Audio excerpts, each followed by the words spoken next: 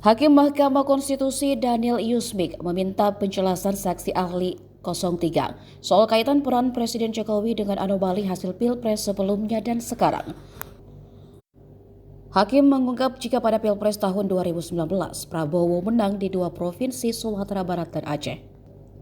Namun tidak di Pilpres 2024, di mana Prabowo kalah di 2 provinsi tersebut.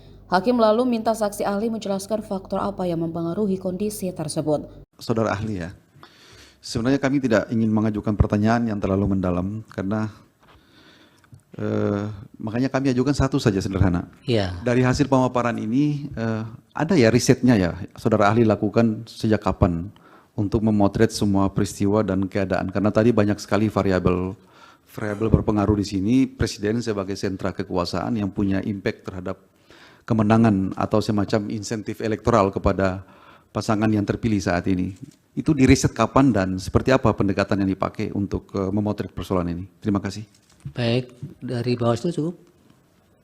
Dari Hakim, Yang Mulia Pak Daniel, dipersilakan.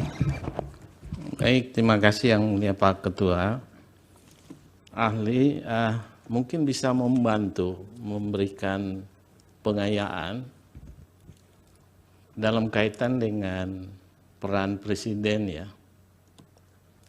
Kalau tadi ahli menguraikan bahwa ada sekitar 70% tingkat kepuasan masyarakat.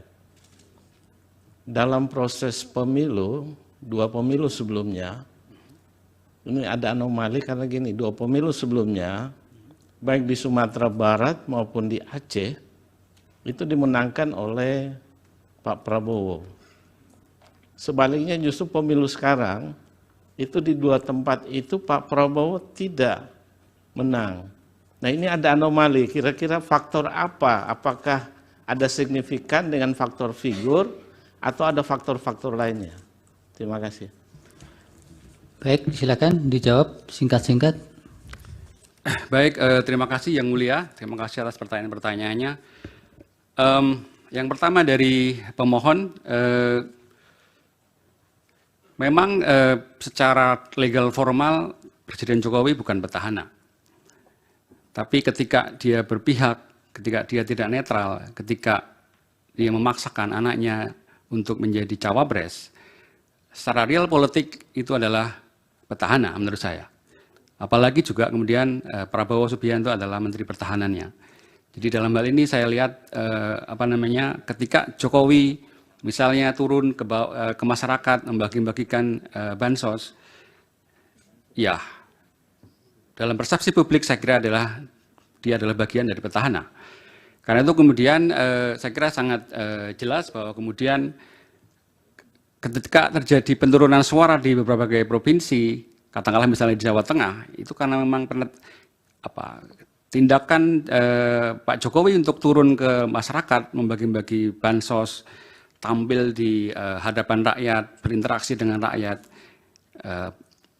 itu semuanya memperkuat ketokohan dari Pak Jokowi sebagai figur yang tadi saya sampaikan, figur yang populis, figur yang merakyat. Dan ketika kemudian dengan gerakan-gerakan atau mimik simbolik yang mengatakan dukunglah mungkin paslon nomor 2, saya kira preferensi pemilih akan terpengaruh ke sana.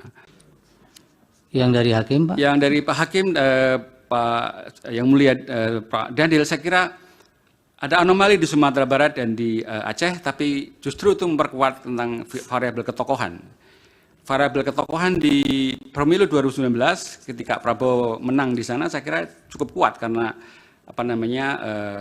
afiliasi atau identiti yang dibangun oleh Pak Prabowo saya kira mengarah pada afiliasi Muslim ya. Dan dukungan karena Pak Prabowo kemudian beralih mendukung Pak Jokowi dalam pemerintahan, maka dukungan itu dialihkan kemudian ke tokoh lain. Dalam hal ini adalah pasangan nomor urut 1. Jadi pergeseran ini saya kira juga justru memperkuat variabel tentang ketokohan tadi. Jadi masyarakat tidak diam tapi juga berpikir secara kritis, seolah-olah mohon maaf ini menghukum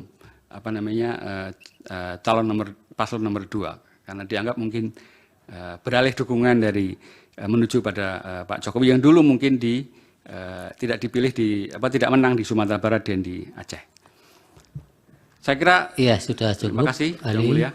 Download Tribun X sekarang. Menghadirkan lokal menjadi Indonesia.